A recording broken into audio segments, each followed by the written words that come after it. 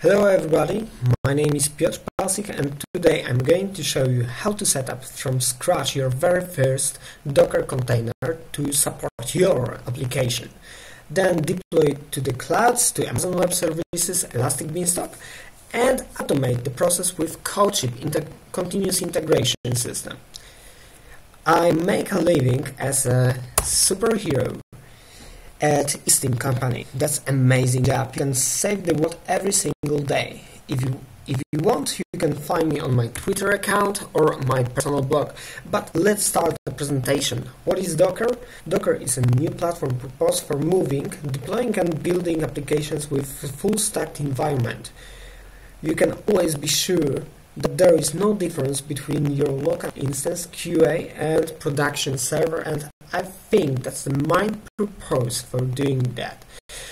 Some says that is the very next step after Vagrant or virtual boxes, because you can create not the whole environment in one file but separate specific containers. In example, one container can be proposed for the Apache server or the Nginx server, the second one for PHP or HHVM, the third for the database, the Postgres or MySQL or something really else, MS SQL for example, and the next one for the messaging queue. What does it mean? That you can always change the technology you work on. In example, there's PHP 7 coming on in the next few months, and probably you want to be able to test your application on PHP 7. With Docker, you can just remove through app one container and then apply the new container with PHP 7 and check if everything is working fine. In Vagrant or some other systems like VirtualBox, you need to set up a whole new environment from scratch, build it, check if everything's working fine with the PHP 7 on the environment, and then check your application and if the tests pass. You have tests, right? Of course you do. With Docker, it's much simple. But let's start from the very beginning, from setting up your application, your local environment. To do that, I'm going to install a Docker command in my command line. It is a heart of the Docker environment. To do this, I'm going to open the docker.com website, to the documents, to the installation process. I'm using the Ubuntu, but it's possible to run it almost everywhere. Probably where you will ask, how is it working on the Windows machine? I have no bloody idea. But it is not important, I think. Most of the users, developers are working on Linux with the PHP, in the PHP world. Okay, we're going to clear the environment and install the Docker. It is a really fast process. I'm going to open it.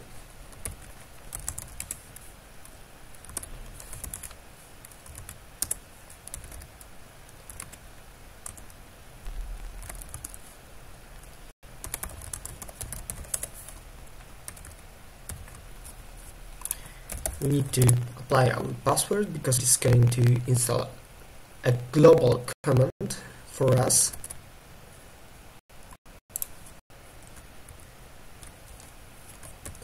And after successful installation, we can run our very first Docker container and check if everything works fine by running the most popular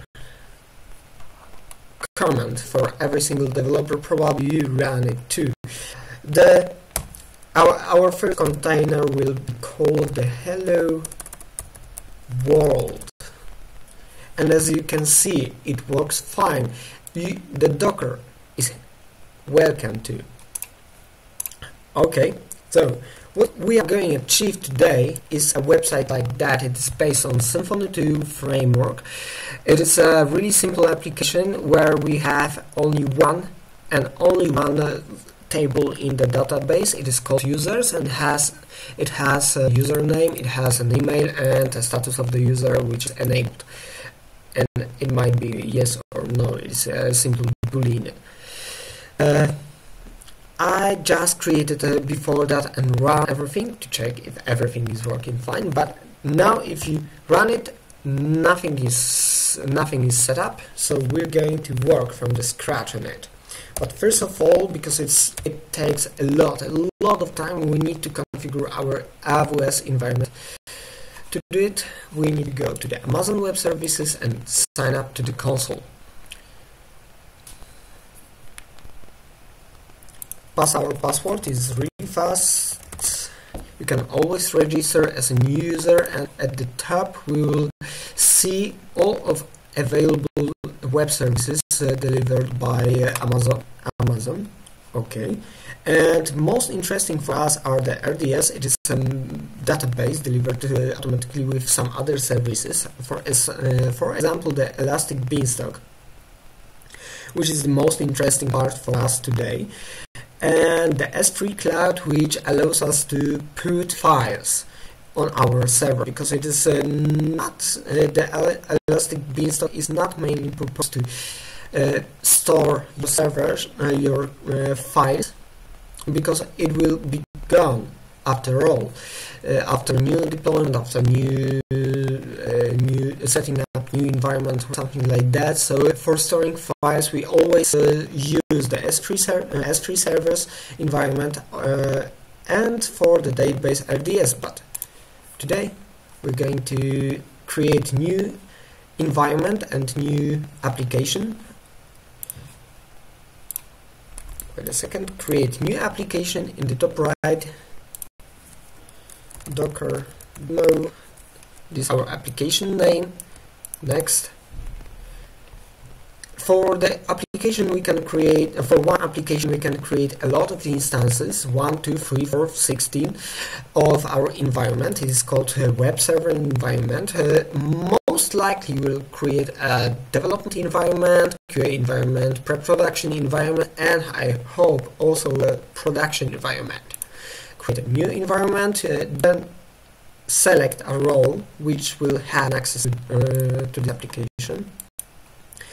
And this first tricky thing, because we are developing a PHP application, and probably the first thing you will do there is selecting the PHP. Don't do this. It is proposed for something really you can and will probably create a PHP environment for your production servers, because you some people want to avoid installing the Docker servers, Docker environment on the production server because of a lot of security issues. But for development, it's quite fine. So we are going to create a generic Docker instance. We don't need a load balancer with auto scanning for now, but it is also amazing thing to do, because you can run the AB command from the command line and scale your whole environment in a couple of seconds.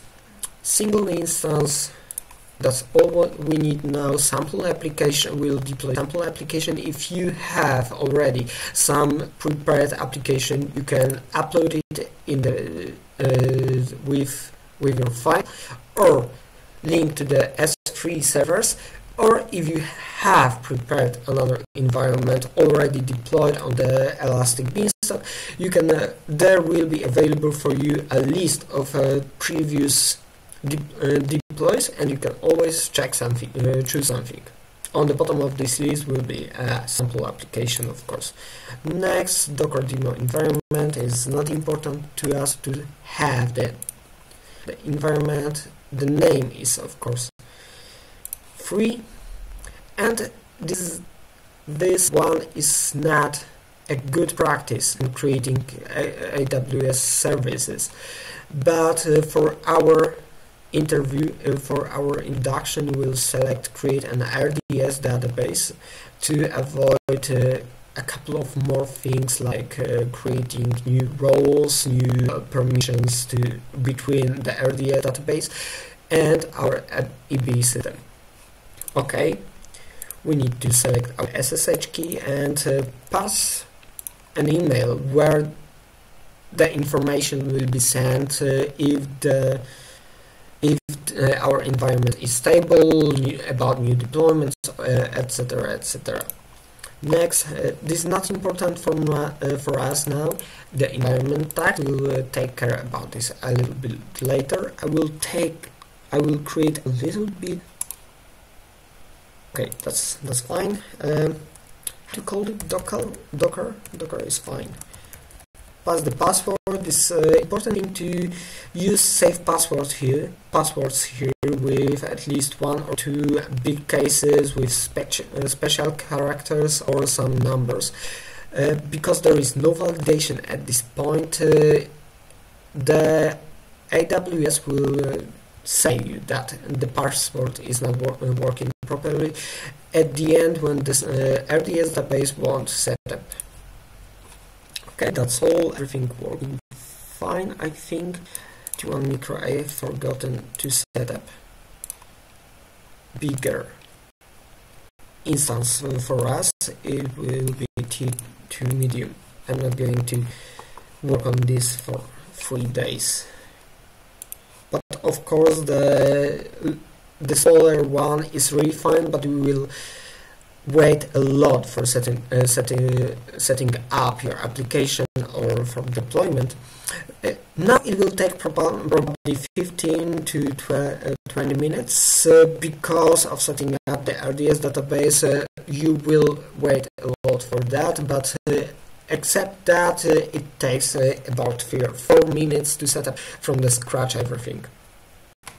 And the deployment process takes a couple of seconds. Okay, so now we are going to move to our Docker application, and first of all we need to run it on our local machine. To do this, we need to go back to the Docker website and view the Docker Hub register. Browse.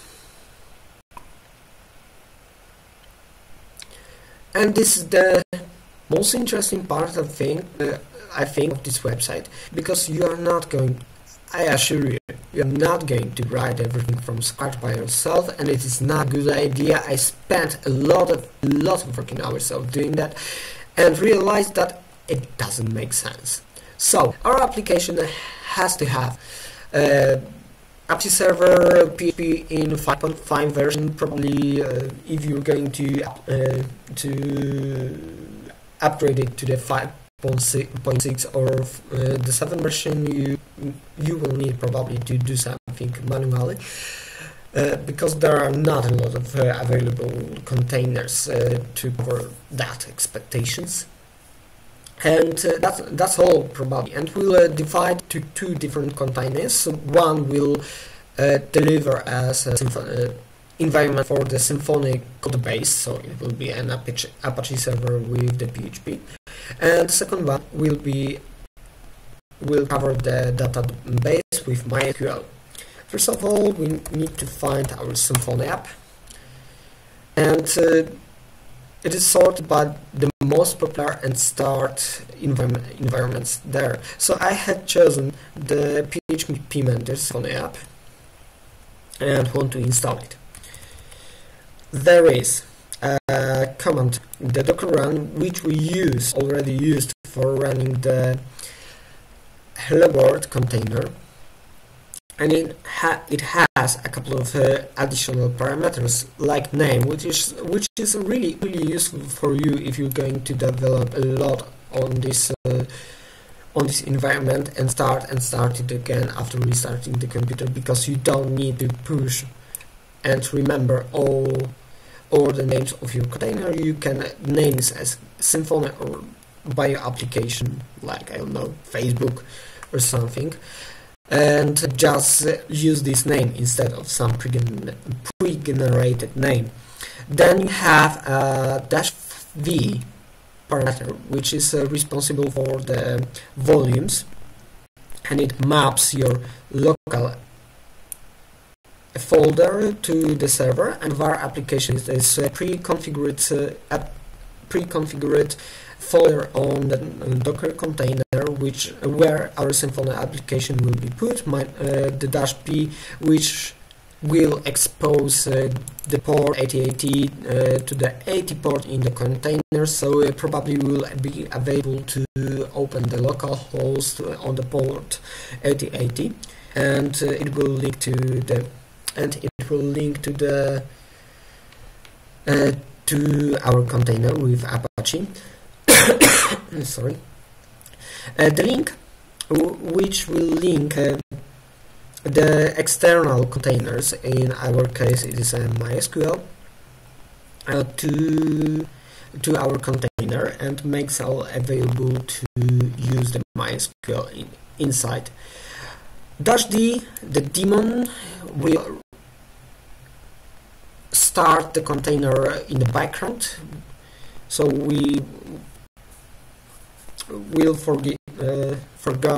forget about running the command line again and again, and of course the address of our repository. So it links to the MySQL container. We haven't got anyone, so probably this will throw an error that you haven't got any container called MySQL 5.6. So we need to find one. MySQL, the first one, a lot of those stars, that looks quite interesting. It is an official one, and you can find there one another parameter like -e as an environment variable, MySQL root password, my password. Okay, so we're going to run it. The rest should be fine. Clear. Run the Docker run. We're going to name MySQL 5.6.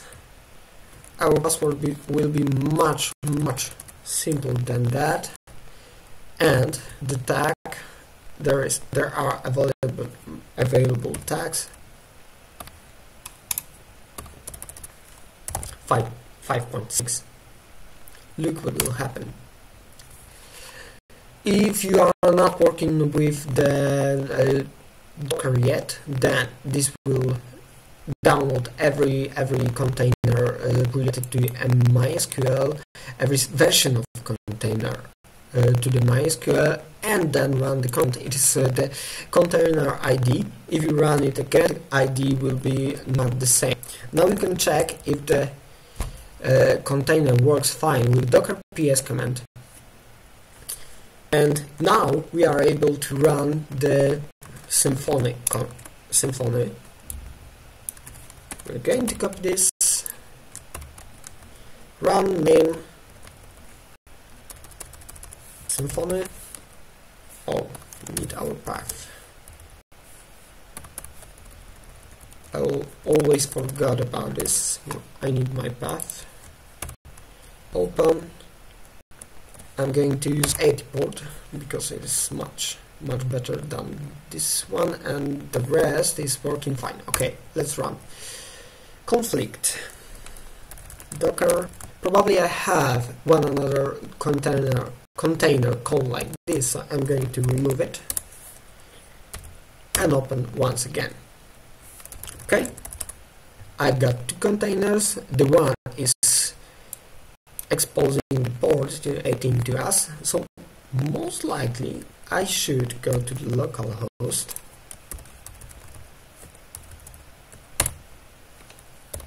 and wait a couple of seconds for that.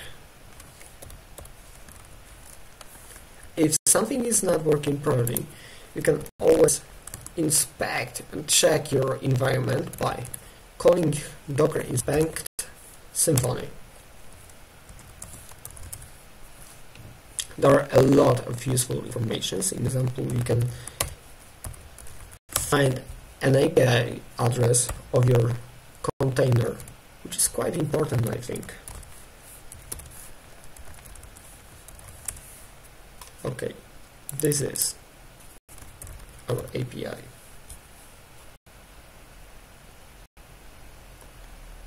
But it is working fine on the 80 port on the local host, and now we receive a message that the MySQL server cannot be found. Probably I haven't cleared the cache. Let's check it once again. Okay, unknown database Symfony. So we need to create from our container Symfony the database in another container. We can call it, but by app console doctrine base create command, but we haven't got a PHP or in any version or the connection to database on this machine, because we are on our local machine and we keep it really clear. So what we're going to do is check it's running. We want to run this command in the Symfony container. So we are going to use the docker exec command from execute -i execute Symfony var application app console doctrine database create. Most likely create a database for connection name default, and that's fine. We will receive the message that there is no proper schema for our application, so we need to migrate it. We are going to do this in a second way. How it is possible? We can always log into our container by calling the execute command with the -it, with the -it, Symfony bash. And now we're going to our application and create our schema doctrine schema create. Looks quite okay. I'm going to generate data. The application is quite simple, so okay, and everything's working fine. What if you want to go for a coffee? You have finished your work for today and want to go home, do something really else, and shut up your computer. Then you can, of course, shut up your computer, and this will kill off all your containers like that. Stop MySQL 5.6 and Symfony.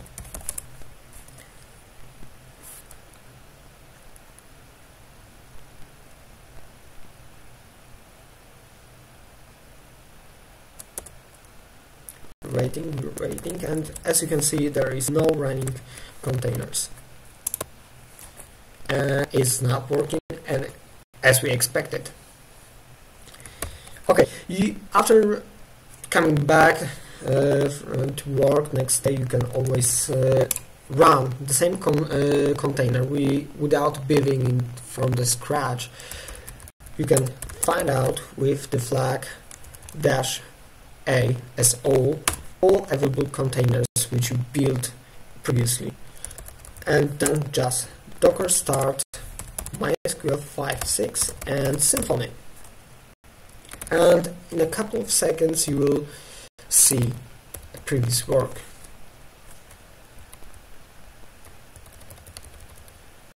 You need to set up. It will take a couple of seconds before. What is interesting,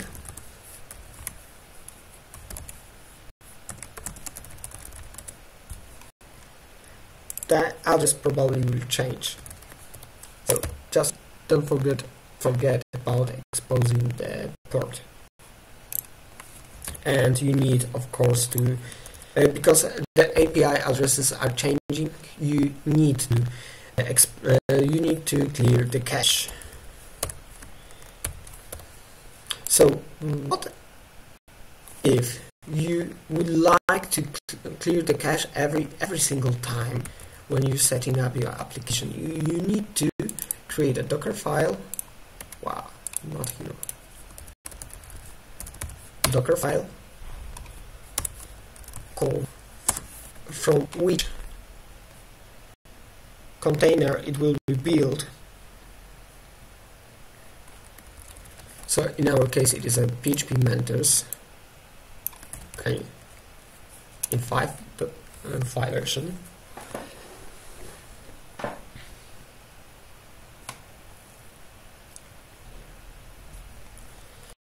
We would like to expose the port 80, and it is not the same as we were doing in the command line, because it will tell your Docker container that this container should listen to the port 18, but our local machine doesn't know anything about that, so we still need to add this flag, this parameter, additional parameter in the command line.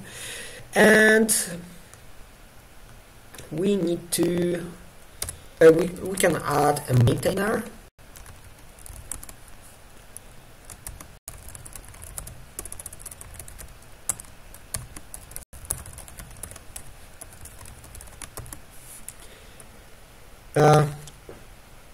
What is and you like always work on the app var application app folder. So to do this, we can specify the work there. Now, after running the command docker exec -it Symfony bash will be logged in and localized on this folder.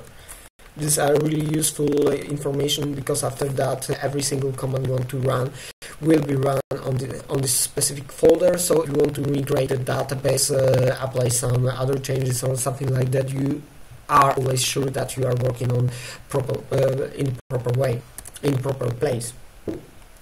What we're going to do then, add our local folder with our Symfony app to our app. This will copy all of files, and some of them asked me why don't use volume instead of that of the previous one, instead of add, because it's not working the way you think about it. It's not working that if you specify something like that, it will create a shared folder for all containers, which will call the volume var, and you will be able to put that your content or application there. But most likely this will create a new folder in the directory var, probably docker containers, some hash, and var. This will create a directory like this, and probably with some really unnicely permissions, and you won't probably work on that. So to do it properly, you need to create one other container which will be responsible for the volume, and then map it to this volume, and all other containers will have it inside, which will have the volume. Now we are going to copy that files to our var application, and that means if you change something in your PHP store, then all changes won't be applied to your containers. To work on that, how you put the NTFS mapping in the background, you need to specify the -v flag in the command line. This is the most important flag there. Okay, what else we can do there? Probably nothing for now, but we are going to come back to this place to build this way. The Docker file is a way to customize your local application, to customize your container. If something is missing in the container found, then you can always check and apply some changes there. You can run some other commands, in example run apt-get install, I don't know, curl, wget, and vim if necessary, probably shouldn't be. Yes, of course. And then some additional libraries will be installed on your machine. But for now we are not going to do this. To build this kind of machine, you need to run the docker build. This will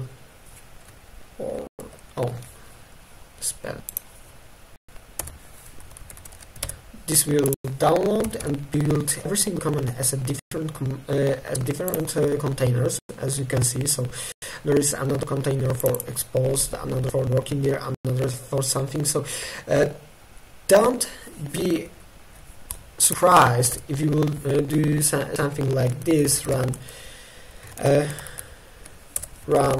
apt-get install curl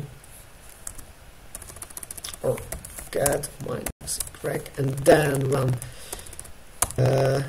get http composer, you know what I mean, sh, and that command wouldn't work. It is a totally different container now, and probably you should do something like this, or like this. Docker setup or app setup. Run. Am I right? Let's look at the nodes. Or instead of that, bin bash app setup. Okay, I have created a setup which will install a composer.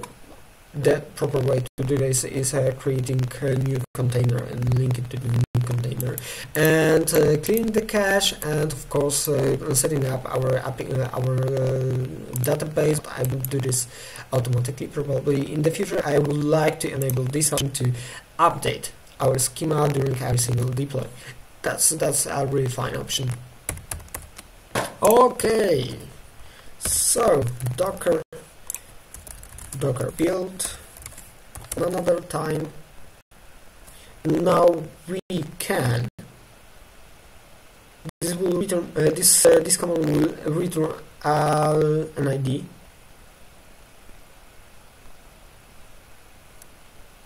Okay, everything is installed fine because it was going to install the composer, do all assets from the composer, and after a successful build, we receive an ID for our container, but it is not run yet. As you can see, we run only two containers, docker Symfony,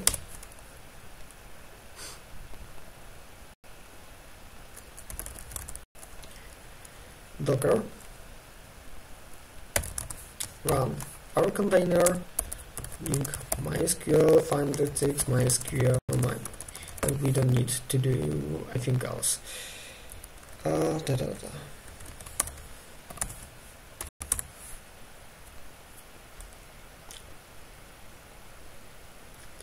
Okay, it's going to run and works as we expect. Install the composer, etc., etc. I'm going to stop this because it's not so necessary at this point. The second necessary thing is automating this process of setting two different containers to one file, because just imagine, two containers is not a problem for a new guy who just get hired in your company and setting up your the environment, because he can always ask you how many environments, how many new containers should he run. But after all, you don't need 2 containers, but at least 6, 7 or something like that, because you want to run separately Apache server, separately PHP, separately the MySQL server, most likely something like Elasticsearch, some message queue system or something like that, and setting up everything by running the command run MySQL, Symfony, message Rabbit, and Elastic Beanstalk, and something like that is really painful in everyday work. So we would like to create something like composer file for our Docker, and it is called the Docker Compose. This is one of the newest tool available in the Docker machine. On the Docker machine, you can install Docker Compose. As you can see, it runs two different containers there. You need to create a Docker Compose file where you can define in a YAML format all what you need to do to run during the first installation, and then to start your environment properly, full environment from scratch to the end. So of course we need a database like MySQL, which will has an image,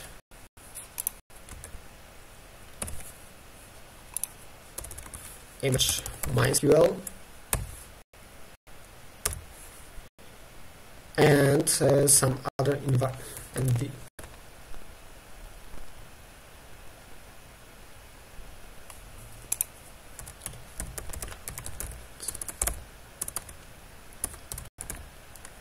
Which will have environment variables like MySQL, root, password, pass.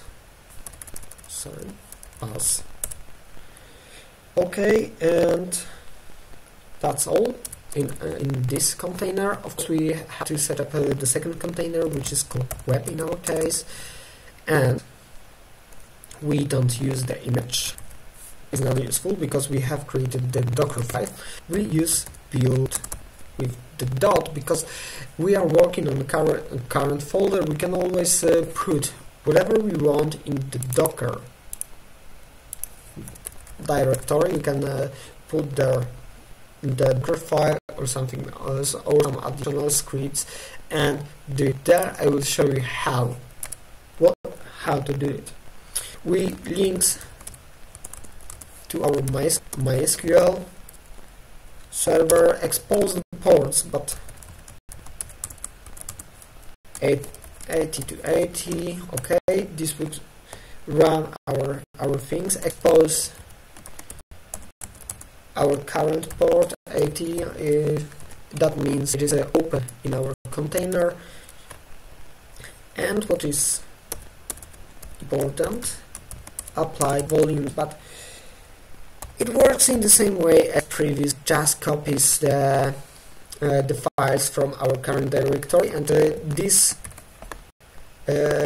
path is allowed not to be absolute as in previous way, but can be just dot var application.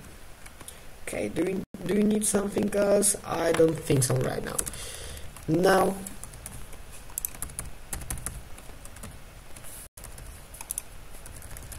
we need to stop all of other containers. Okay.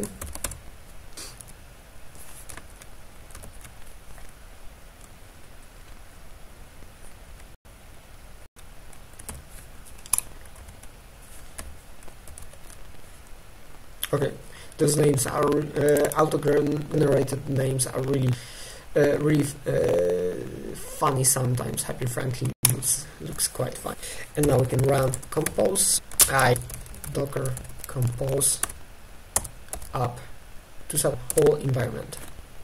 It's going to install our MySQL and the web server.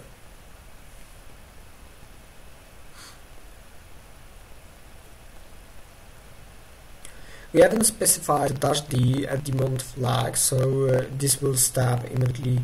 This will stop in the place where it finished, and we'll be able to stop the containers by pressing Ctrl+C. But in the same console, we will be able to see that it's going to work. This is our application name, the Symfony, our container name, and what is really interesting, we can scale it by running another containers there. It is the number of containers. So most likely we should be able to go to app dev. And now you can see the cache is probably not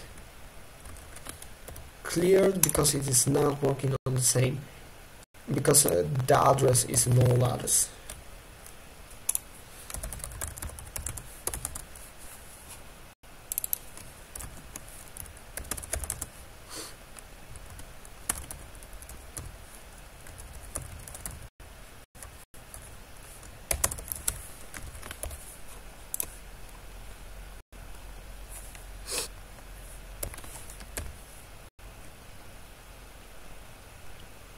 This is a problem of Latinos. Oh, probably I understand. 14,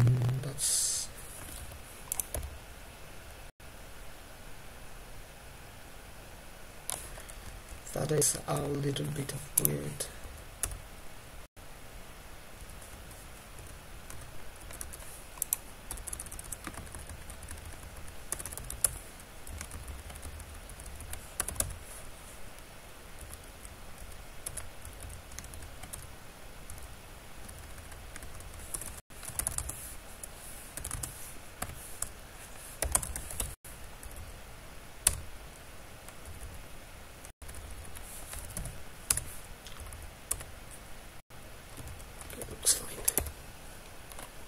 Okay, and that's working fine, as you can see.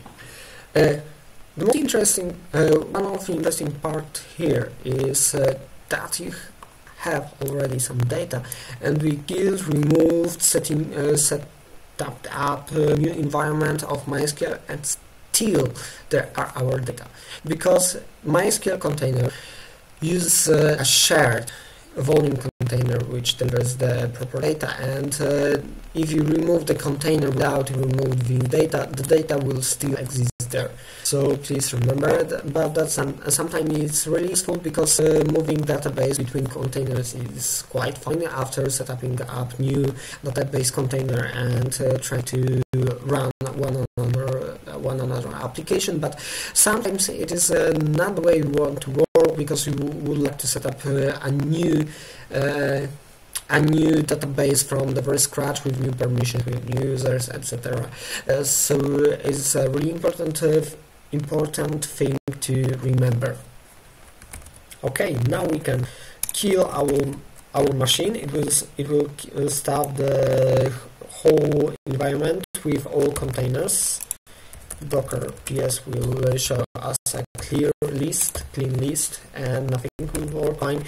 And as you can see, there is a lot of things to do to install our application, and we would like to avoid that every single time. So to run the application a second time and so on and so on, we can use Composer Start. It's much faster, and from default it runs in the background. So this one should work the same way. Okay, we're going to find out if our Elastic Beanstalk is working fine or setting up still. Okay, it's working. That's really fine. You can go to the address and see, congratulations, your simple application is working fine. That's a really fine way to present the first message. Okay, it's working on the Amazon, blah blah blah. Now we need to deploy it. To do it, command. We need to install the EB command line. Installing.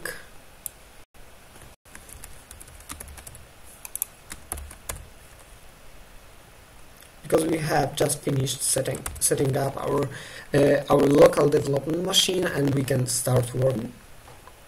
And that is really fine. Now we are going to deploy our work when we're finished to our environment in the cloud in our Docker demo.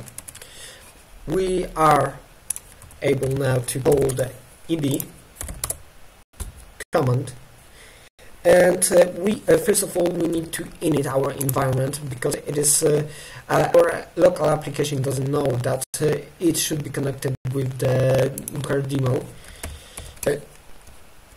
We are working on the Oregon. It is west to probably EB init.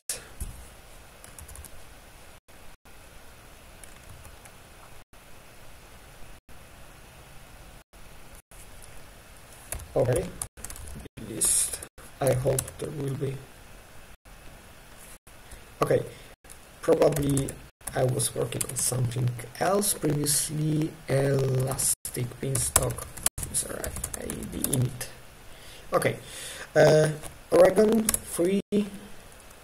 We're going to use the second, the Docker demo, and now we are not going to deploy it. We are not able to deploy it. Oh, we are, because it chooses one environment, because there's only one environment on website. If you have more than one environment in your application, then this will probably ask you if you want to use one, the first one, the second one, and the third one, because you can specify in example one branch, git branch, to and connect it to one environment. If you are working on the QA branch, you can call the EB deploy, and it will the application will be deployed on QA environment. If you're working on the master branch, then you can connect it with the production environment or the pre-production environment, and if called EB deploy, then the application will be deployed on the pre-environment branch. And you can see the environment. This is not well prepared for the AWS. There is one file missing, the Docker run AWS, and we are going to show it to create it, because it is one of the most important files for the Amazon Web Services, to specify which version of API is used, how to map simple things like login or something like that. So we need to create that file. It is in JSON format. These are really painful sometimes, because you need to remember how exactly to do this. To format it, okay. We need to specify our AWS version, Docker run version first, I hope. Ports to be exposed.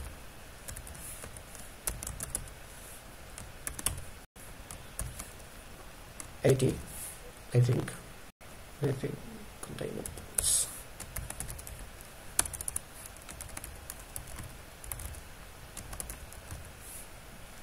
Container port. Okay. And most probably we would like to put our logs in one file, in one directory, and copy from all containers. This is important, because after every single deploy, all of your logs will be stored inside the container, and probably after the next deploy you will be struggling with finding out in which container, in which version of the container the previous version was stored, and you will be struggling with finding out the previous logs, and that would be quite impossible. So it is a good way to create this file. And if you're going to scale your application, then of course you can grab all of your logs from all of your environments to one single application. You can use Logstash or something like this to cover that. Okay, we have our local our local things. What do we need to do next? We will find out. Git status, git add docker file. Oh, sorry. Docker run and docker compose.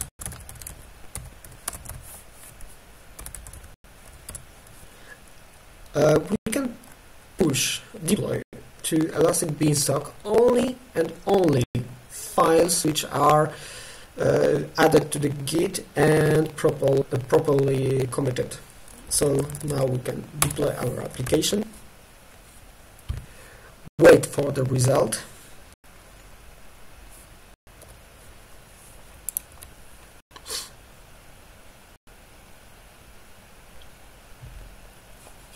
The new version of instance is deploying now. I received an email. I see that I have received an email about that, and after success or failure, I will receive a second email. But something is not working fine. Most likely we will see here a previous version of our application, because we have not enabled the option to not keep the working version of the application on the server, because now the Elastic Beanstalk is trying to set up a new version, and after successfully, this will switch from the previous one to the new one. If the deploy will fail, of course it stays with the old one. You can disable that option in the administration panel and keep always the newest version, even if it has some errors, and most likely from time to time it will be used to and only to the development version. Okay, well, still working.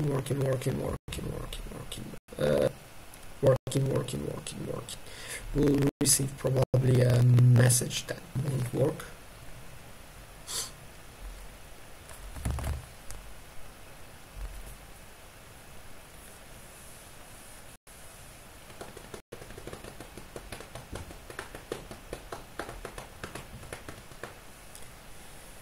Okay, it takes some time, so I think it installs the composer.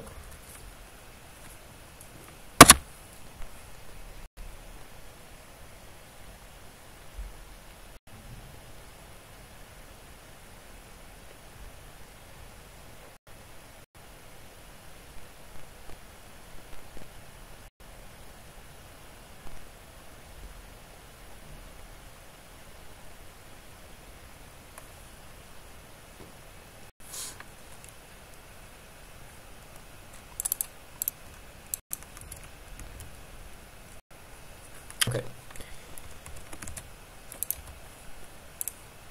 It is probably working, installing the compiler, but most likely it won't work because we have set up the our parameters YAML and anything else. I will change a couple of things in our scripts. For example, I will remove that. It's not necessary for AWS, and we need to specify a couple of global environment variables. To do this, we need to create a the extensions folder in our app and create a config file. There might be a couple of more config files for our application. I call the very first one app config. It's not necessary. It is not important how you call it. It is important that the last part will be called config. And I have specified some option settings. I will show you where it is available in our Elastic Beanstalk administration panel. And I need Symfony database. It's not well called because it should be database name, database host, password, and user. Symfony works that way. It's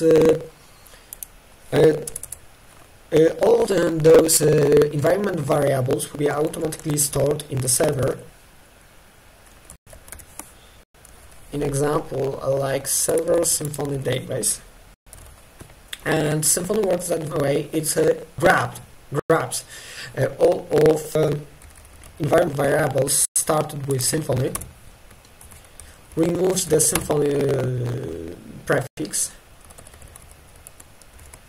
use the lower cases, database user, and change two underlines to the dot. So what I'm going to do, and what is refined, is changing those variables in the app config parameters YAML dist to something like this. Okay, that's fine. The same in parameter YAML, because password config in here, and that's fine. Okay, the new version is successful log. We can see the logs by calling EB logs. If something went wrong, we can always check.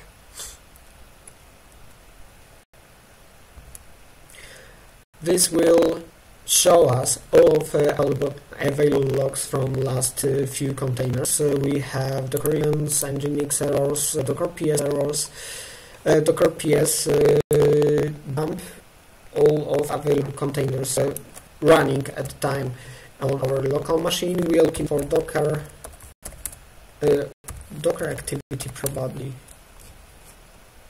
Okay, here it is. EB activity. As you can see, it installed our composer. Everything went fine. Then we moved to another run, and everything's worked fine. Okay, that's fine. To show you how it works, I will add in our application dev a little thing, var dump server die. Don't yell at me now, it is only for demonstration. Git status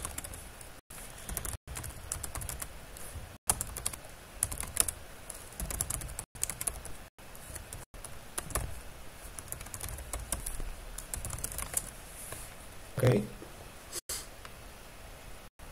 and now we are waiting a couple of minutes then.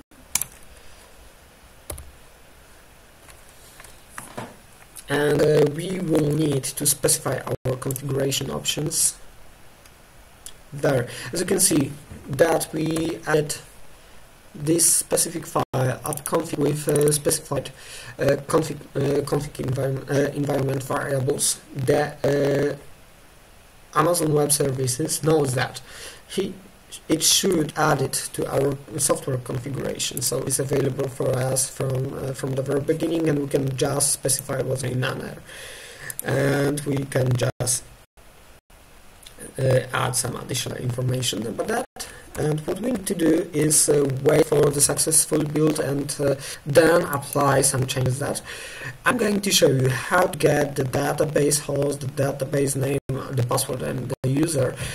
I choose the way to keep this in Symfony environment variables, but you can always use the pre-configured by the AWS Web Services variables like RDS database, RDS user, RDS password, instead of this one I choose. All of them are available for you in environmental variables, but there is a simple thing in this specific container we installed from the PHP mentors that doesn't allow you to use that containers. I will show you what it is and what is it. Because now after deployment, the application won't work because it won't find any information about the database. case from two reasons. The first reason is that there is some value and we need to specify something, but if we would like to do this right now, then probably we will receive a message that we cannot because the environment isn't in a proper state because it's playing now and we need to wait until it is green. And the second one is that we won't be able to see the Symfony database host or name password in the server because the Apache won't allow to do this. I will run our container.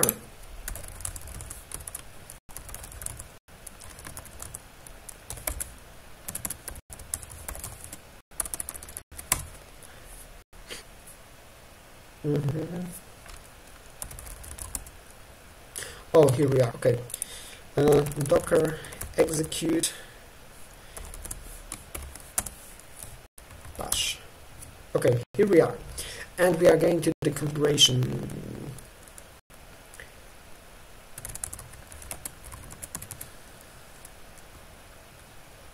Mod sites available. Okay. And this there is a really interesting thing. You have a passive because this module has enabled the module. This container, the PHP mentor, has enabled the module mod-env, which allows you to configure which parameters can be allowed can be passed to your application and added to the server array. And this one allows you to use the app environment mode, app run mode, but you need to add your Symfony environment variables. So what we are going to do is copy that file, create it in our project, in the Docker folder we created. Copy all the content. Where is it?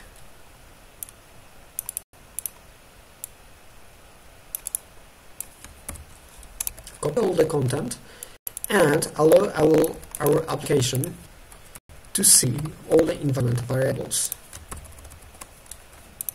We need a name, we need the host, we need password, and we need a user. Yes, perfect. Most likely we can add the port. Is it working? Okay, it is working. And as you can see, I'm going to find Symfony, and it is not existing there because we haven't allowed it. Okay. The second thing is we need to add to the Docker file this file, add docker conf, and copy this here.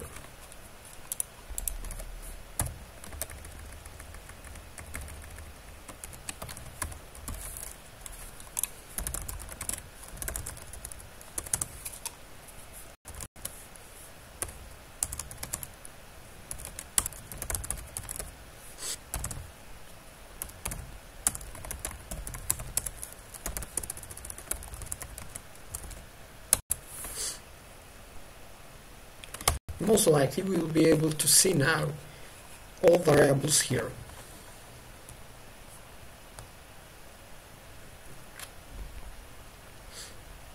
Just tell me I added everything what we need.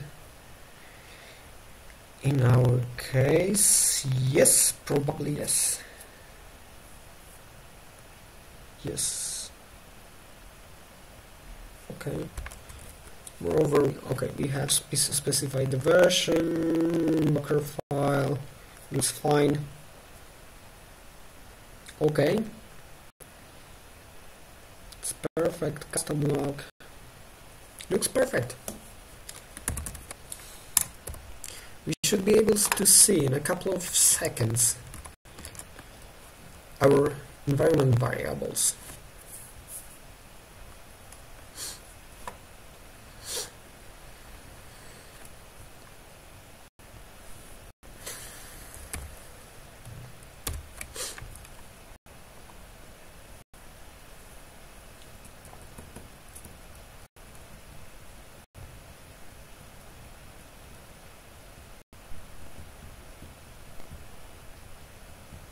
Probably I should play some funny music in the background. Maybe during editing, I will do that. Bum, bum, bum, bum, bum, bum.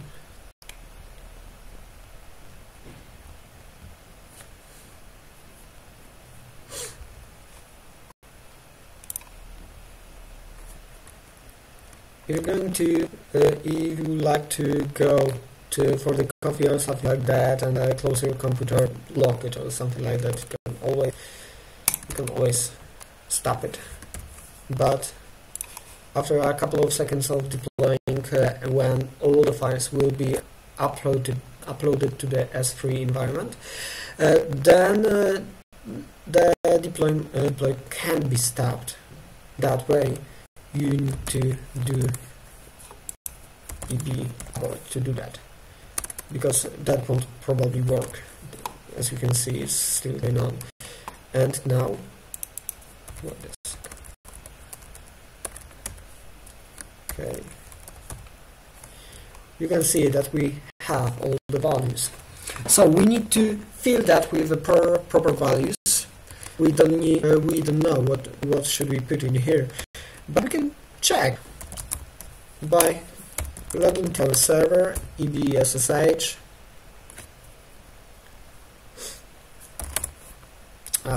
Yes, of course, yes. Okay, and we are logged in as somebody else's computer because it is on the cloud, somebody else's computer. Okay, run the sudo docker ps. You need to do this as a super user. This is really annoying, I think. And pickly Cory. This is our current version of application. Sudo docker execute print and as I promised, there are earliest password and so on.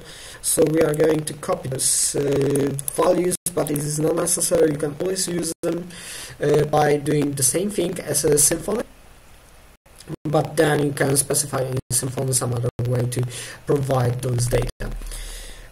So the host username is docker, password docker, and here ebdb. Docker username port db. Okay, and now it's going to rebuild our application. As you can see, it's rebuilding, and after that we need to deploy it once again because we put unfriendly variable there. Okay, exit.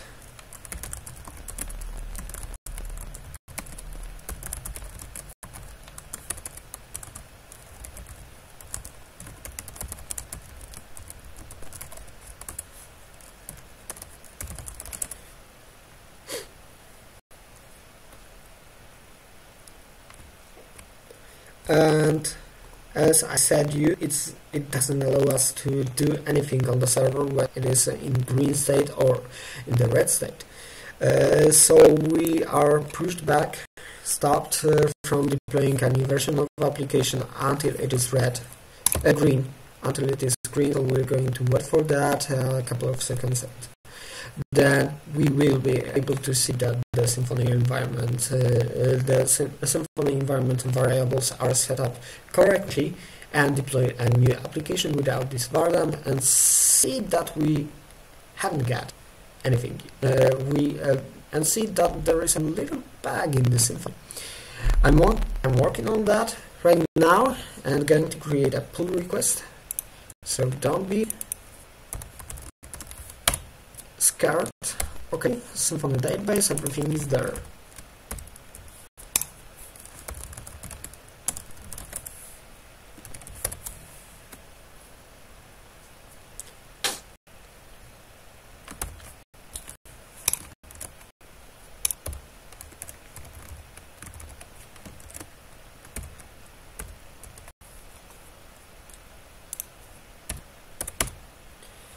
You deploy.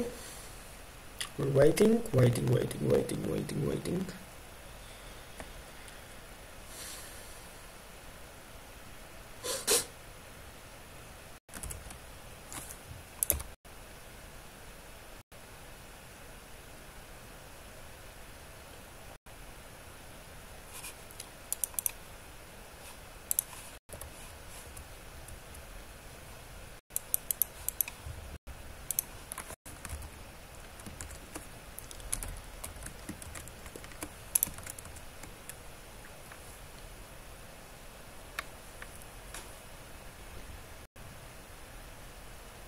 A lot of spam has just received my email account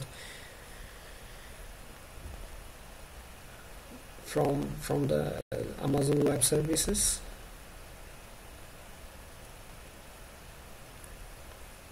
Okay.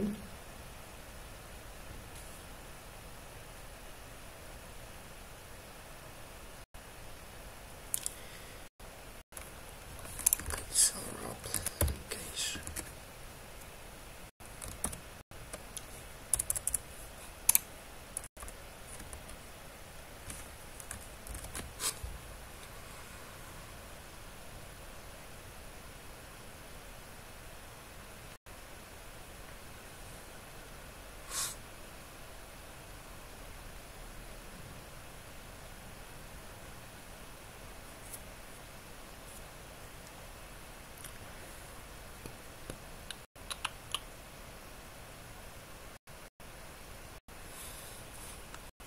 What I will open the Spotify, see it's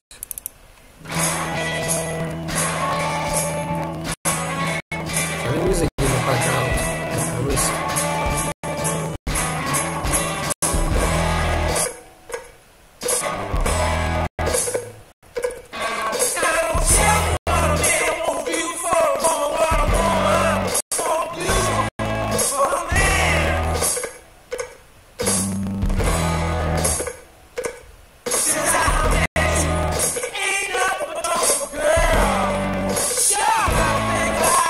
Yes, and here it is.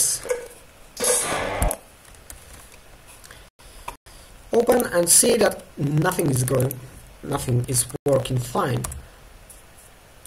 Of course it isn't. Why? I will show you why. The application cannot find the environment variables because it is not applied to the Symfony.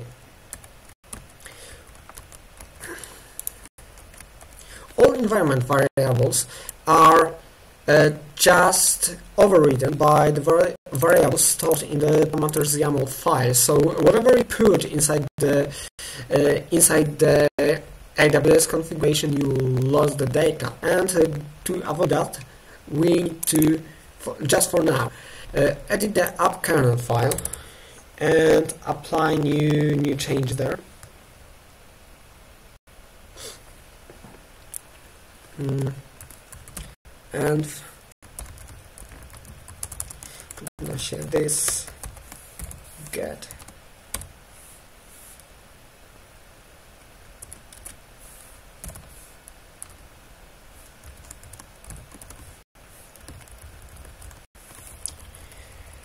wait a second, I had it. Okay, here we go. This will put all environment parameters from environment parameters and add it to our current container and override the previous one.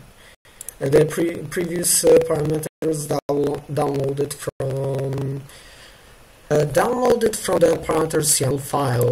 This is called here, and it's really nice because and it is working in a not so proper way because first of all it downloads the Symfony downloads the environment parameter, then load the file, and then we need to specify that we would like to override the environment parameters one more time. So what we're going to do is add this to our application. Okay, check if that works fine. Okay, that works fine. Git status, git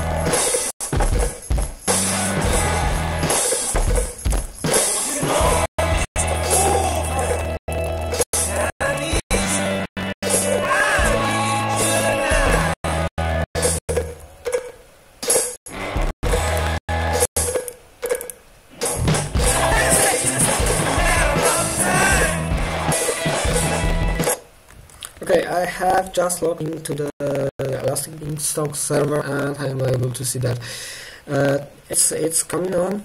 Two availables, two different containers are running. The one is 4 minutes, is run 3 minutes ago, and one 30 seconds ago, and that's quite fine. I can see if everything is going on. And I must tell that we have totally forgotten about one thing about running about creating the database and creating the schema.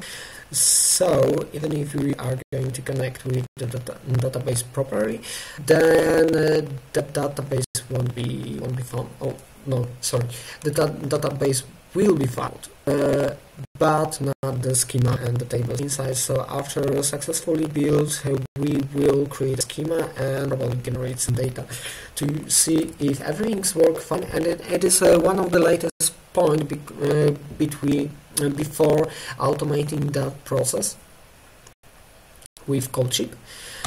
So if everything works fine, then we will move to automate that process. Blah blah. Most likely we will receive a white page. Of course, we receive a white page. So you know what to do right now.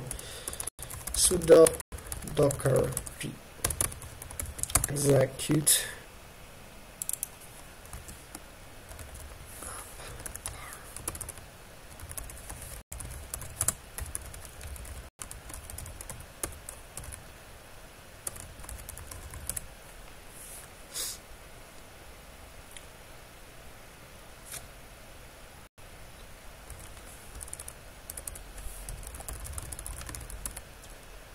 does tell me that the composer hasn't installed yet.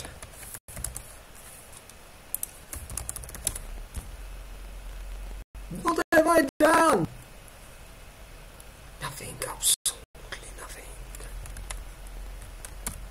It does because why we receive a white page instead of something more interesting.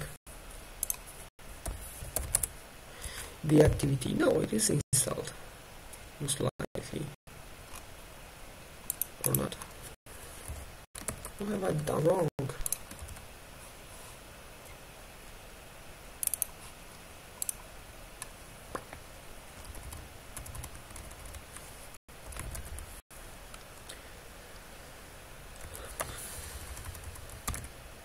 Most likely that.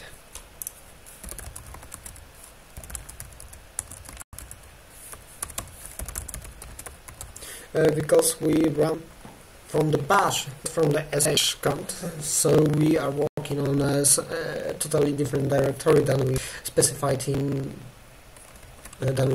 Word here. We are running this command upset from the bash, so also the current directory is changed. Here we are working on the directory, so everything is working fine.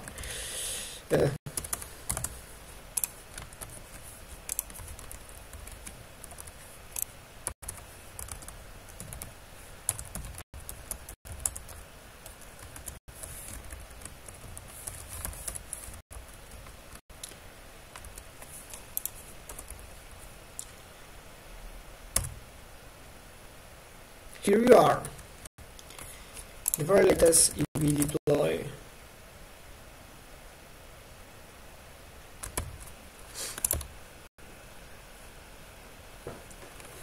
And it's working fine. So doing that, you can also generate some data.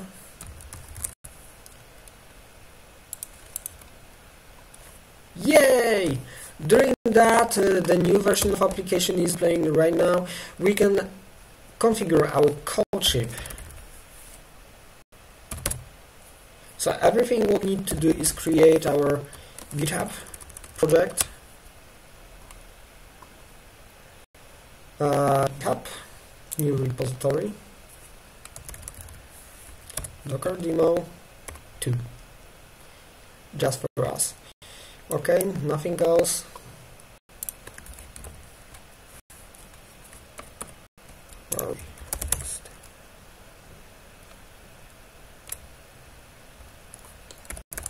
Git remote add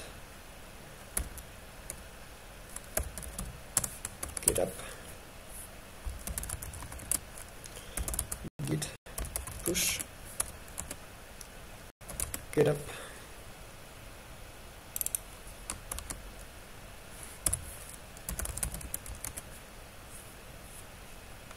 Checkout. Let's call it QA.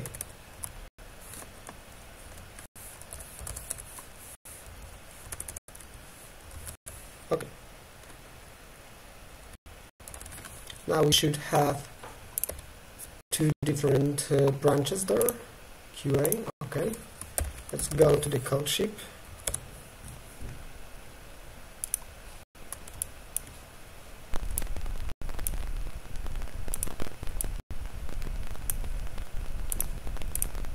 Create a new project. Create new project.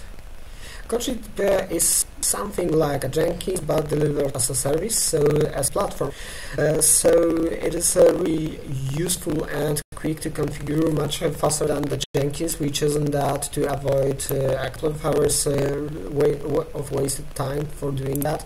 You can choose the GitHub repository. It is also already connected with me. We have called it a Docker demo.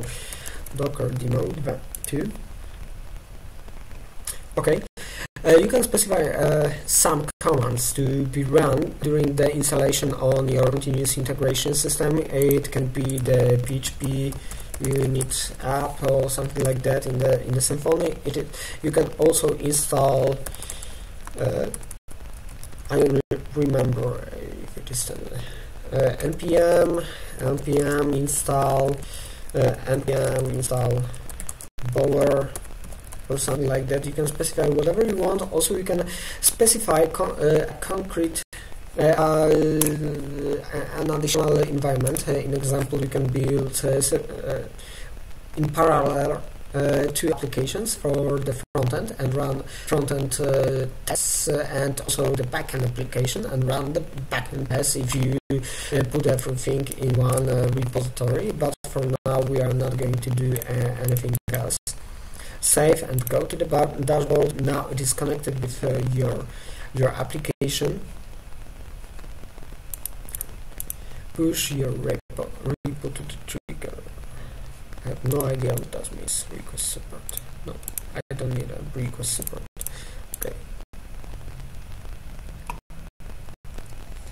Okay, probably it means that we need to upload something to our server.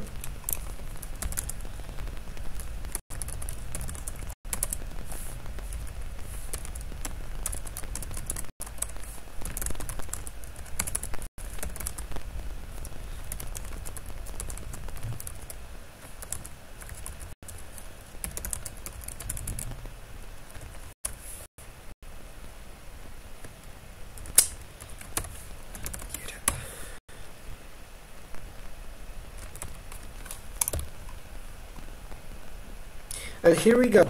It is deployment has not the deployment. The continuous integration process has just started. Probably it should configure the whole application, build from the scratch, run composer install, and then run some tests. We don't have any tests right now because it is not the part of the presentation. The part of the presentation is in the top, in the project settings and the deployment settings. We can specify which branch we would like to use. We can use the exactly branch, the Q&A. We can use what starts with Q&A. We want this one. Save, pipeline settings, and now we can specify the method of code deployment, Amazon Web Service stock. We need to add some additional values here. US West 2, it is a Oregon or application name.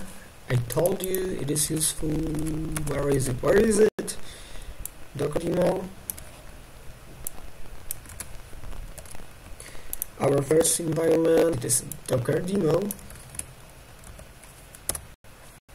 S3 bucket. This is important. Go to the services, S3, probably you will have some bucket there.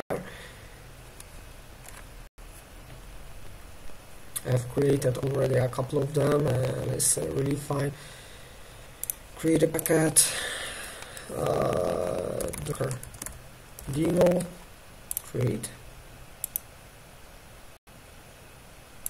Okay. Validation. Amazon Web Services backname is not available. Docker demo.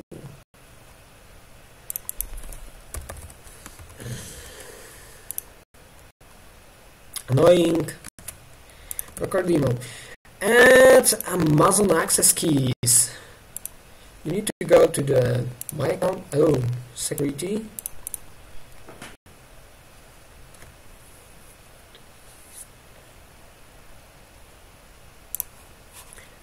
And download your access keys. I have it in one other place safe because Amazon Web Services doesn't allow you to store all of keys, the secret keys inside your Amazon Web Services. So what do you need to do? And I'm going to remove that immediately. After that is to go to the downloaded. Okay, see where it is. How's that?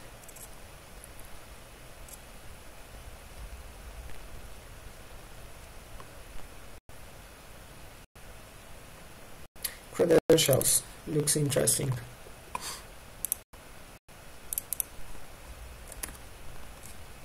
Nope, it is not here. Okay. That's our data.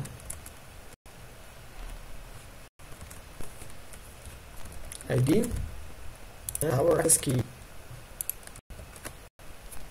Create. Okay, that's all what we need to do right now.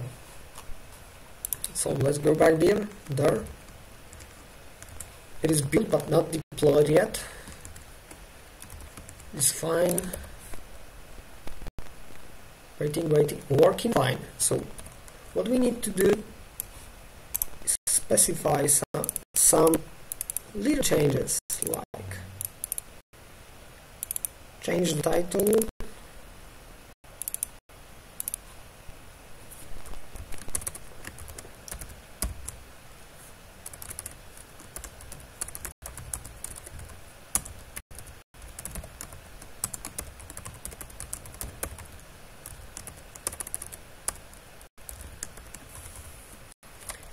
apply it, and set git status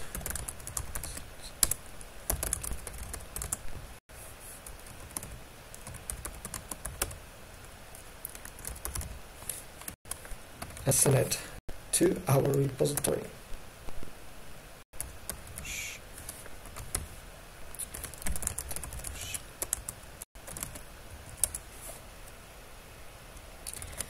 Let's go to the Codeship.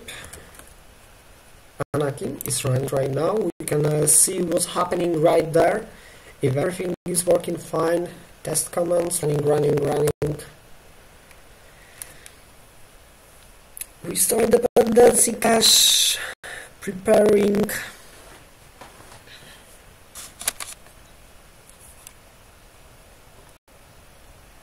And there is a problem with our client error, access denied. Probably I have checked wrong place. General settings, deployment. That's a little weird thing. Edit. How does that happen?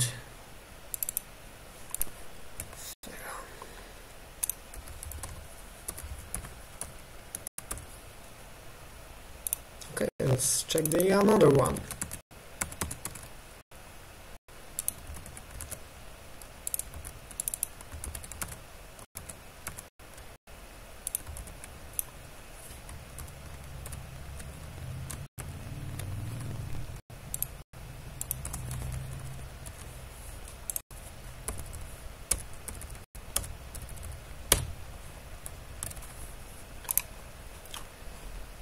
Annoying. As you can see, it is not deployed. It is. I have been not notified that the build is failed. So the next success build will probably not send a notification about that is green right now. And of course I can check why exactly the previous build failed. Because of the S3 environment.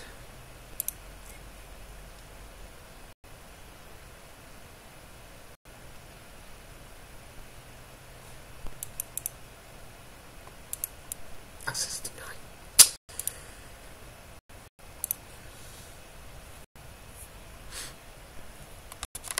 Okay, it uploaded, deployment uploaded.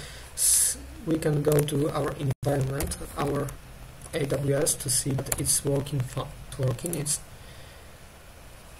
It's going to be deployed. Elastic Beanstalk. It's green. It's working. I haven't done anything really yet. And we're waiting for the newest version of our application with Anakin Skywalker.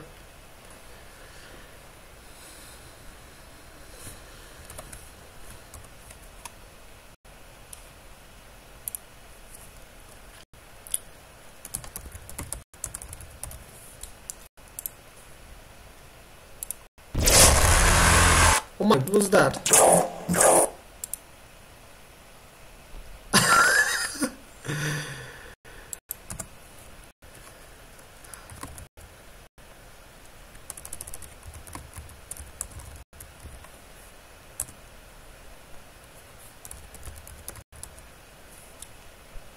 John Williams. I think that's the most...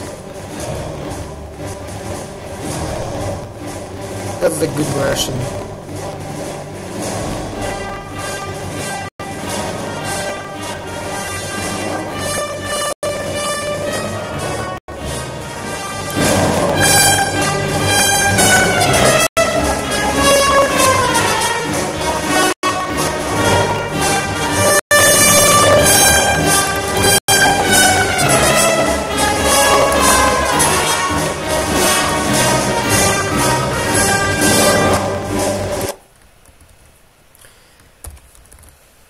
What happened? Just tell me.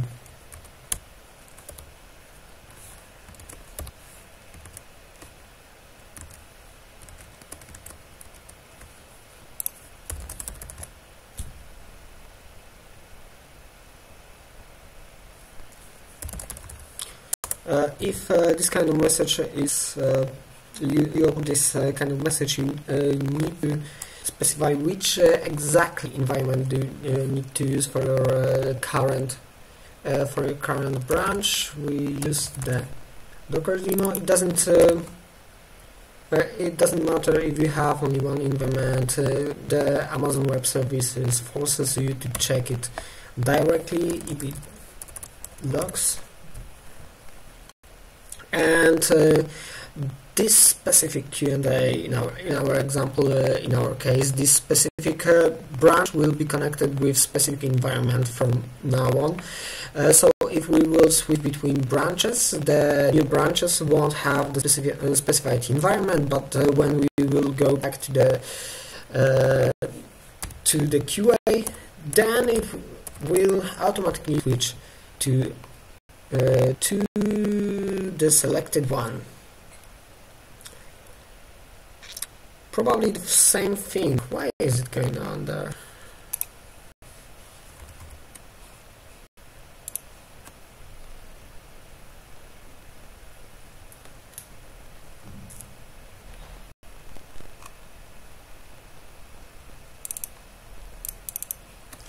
We have a curl.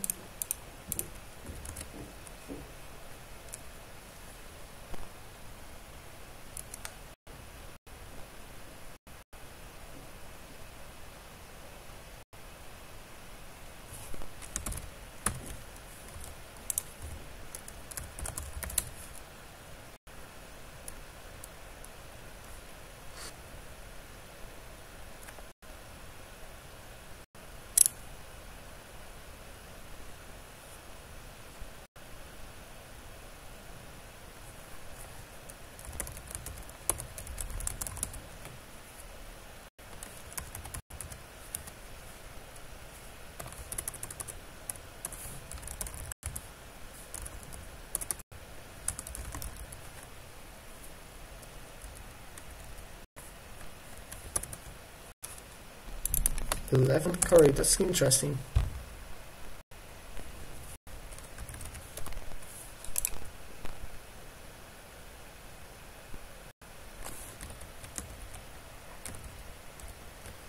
Okay, I know what we need to do.